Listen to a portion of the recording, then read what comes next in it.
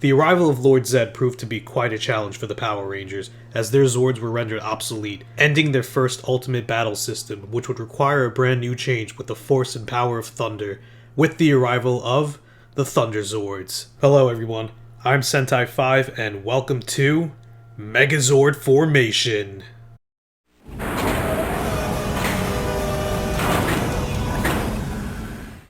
Alright, welcome back to Megazord Formation everybody. The past 3 videos I covered the Season 1 Dinozords, so if you haven't done so already, please check them out in the playlist link down below. I'll be making an update video on the Dino Megazord covering its appearance in Power Rangers Once and Always sometime soon. If you haven't done so already, please watch the special on Netflix. These next few videos will cover the Thunder Power Zord system, starting off with the 5 main Thunder Zords. So let's get into it. The Thunder Zords were the second set of main Zords that belonged to the Mighty Morphin Power Rangers, created by morphing the exhausted Dinozords using the power and force of thunder, even though it was a strike of lightning, but we don't talk about that.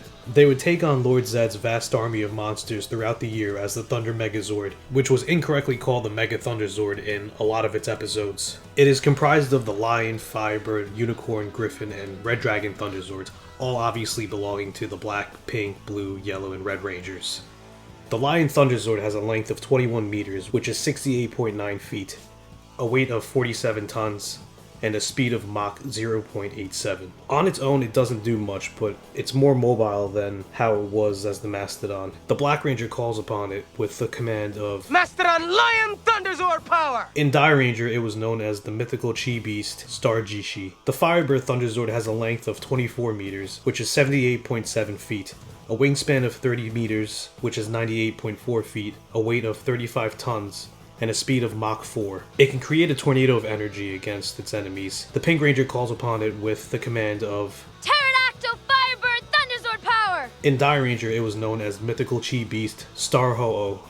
The Unicorn Thunderzord has a length of 24.5 meters, which is 80.1 feet, a weight of 52 tons, and a speed of Mach 0.9. It's able to levitate boulders from the ground and throw it at its enemies as it runs into action. The Blue Ranger calls upon it with the command of Triceratops Unicorn Thunderzord Power! In Die Ranger, it was known as Mythical Chi Beast Star Tenma, which was actually based on a Pegasus rather than a unicorn.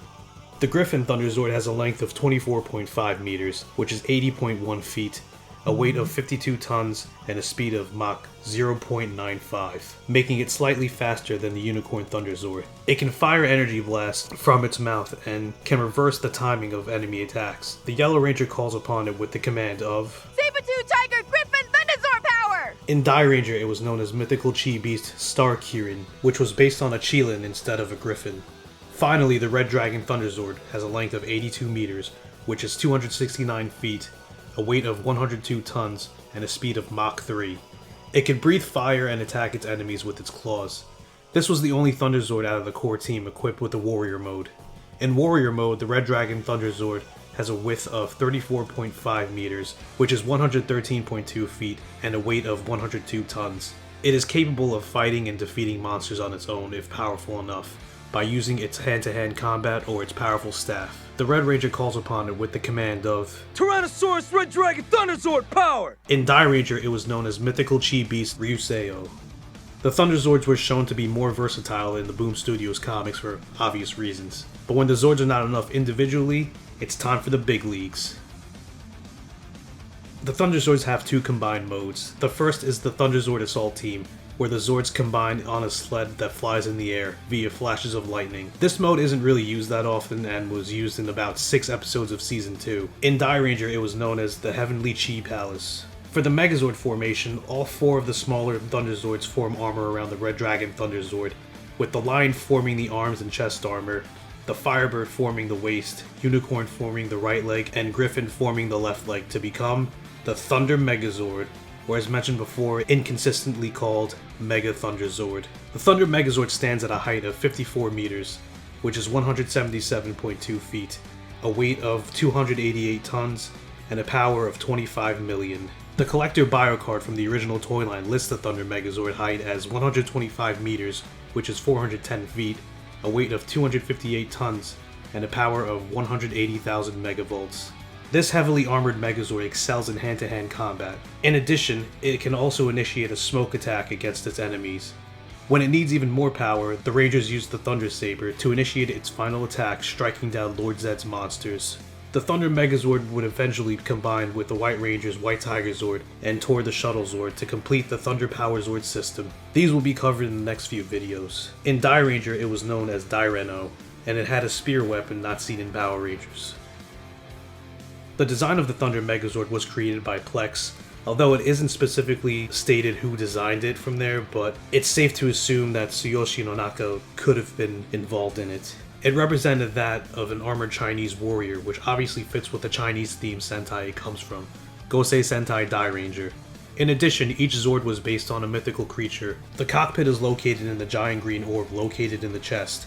I mean, how can you miss it? There it would stand all 5 Rangers in a green interior with joysticks and panels like a typical robot. The Thunder Zords individually had no cockpits in the show, but they did in Die Ranger. Both Ryuseo and Daireno's cockpits would house all 5 Rangers in a metallic gray interior, a giant ball of light behind them, and each control console being a plasma ball, which is a really neat touch, no pun intended. Or is it? There were no seats in the cockpit as the Rangers would stand in both of their respective series. The cockpit for the Thunder Megazord was bright green, but there was also a different version that was blue in the front panel, and had a dark brown background with lights seen in press photos. There's been quite a bit of concept art for both Ryuseo and Daireno. Despite the robot mode looking drastically different, it still retained the transformation from Dragon mode. Now let's move on to the lore. The Thunder Zords were created by Zordon and Alpha in response to the arrival and threat of their old enemy, Lord Zedd. They were created out of the Dino Zords and would appear from them morphing by a strike of lightning. They would continually do away with any and all of Lord Zedd's monsters that would grow. There were a few instances it would fight alongside the Green Ranger's Dragon Zord before he permanently lost his powers, even though we don't really see them on screen together. When he returns as the White Ranger, the new White Tiger Zord would assist and combine for battle. Unfortunately, these all-powerful Zords met a very gruesome fate at the hands of Rita Revolto, Rita's brother, as they were destroyed forever. It's assumed that the scraps were made into the Zeo Zords due to Billy's one line, but nothing further specifies what exactly was used outside of the generic line. The Dinozords were rebuilt by the events of Grid Connection in 2020, and also quote-unquote refitted for once and always, but it's unknown if they had the ability to morph into their Thunderzord counterparts. One would assume they still do for some sort of safety measure, because in the Power Rangers universe, there's never enough contingency plans. I could go on with several theories, but we really gotta stay on track here. While it's been almost 30 years since we've last seen the Thunder Megazord, that was not the end of its story, as the Thunder Zords got some time to shine in the Boom Studios comics, having different formations as well as combining into brand new Megazords. Some notable ones are the Dragon Thunder Zord, Typhonus, the Omega Blue Thunder Omegazord, try saying that 10 times fast, as well as one of my personal favorites, the Grave Zord. In Die Ranger, Daireno existed in the war against the Gorma tribe 6,000 years ago. When the previous Ranger, who was the current Ranger's father, betrayed the team, the mythical Chi Beast became dormant, almost believed to be destroyed. In 1993, the Beasts would return once again to assist the present-day Die Ranger team in many battles against the Gorma tribe throughout the year. After the Die Rangers disbanded, Daireno would later return a few more times to help out in some of Earth's darkest hours, such as Super Sentai World, Ryuseo being in Gal Ranger vs. Super Sentai, Gokaiger 199 Great Hero Battle, Go Busters vs. Gokaiger, and 50 years in the future to assist the newest Die Ranger team, who are, or should I say, will be the grandchildren of the current Die Rangers.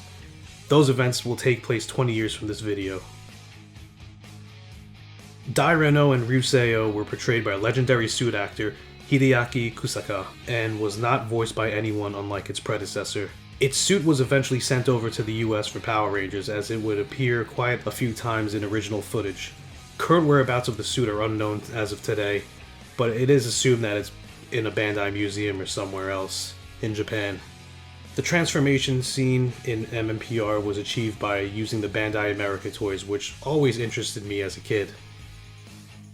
Some notable battles of the Thunder Megazord are its debut in the Mutiny, its first original Zord fight against Octophantom in the Power Stealer, Red Dragon Thunderzord's first fight against Pipe Rain, which was the first time a Zhu-2 monster was not used, the fight against Trumpet Top which was the first time the Thunder Megazord fought a Dairanger monster, its completely original footage fight against Repellitor in A Friend in Need Part 3, and its final fight in Ninja Quest Part 1, where it met its gruesome end.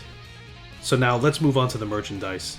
The Thunder Megazord has received quite a bit of merchandise to this very day, starting off with the original deluxe releases for both respective toy lines in 1993 and 1994.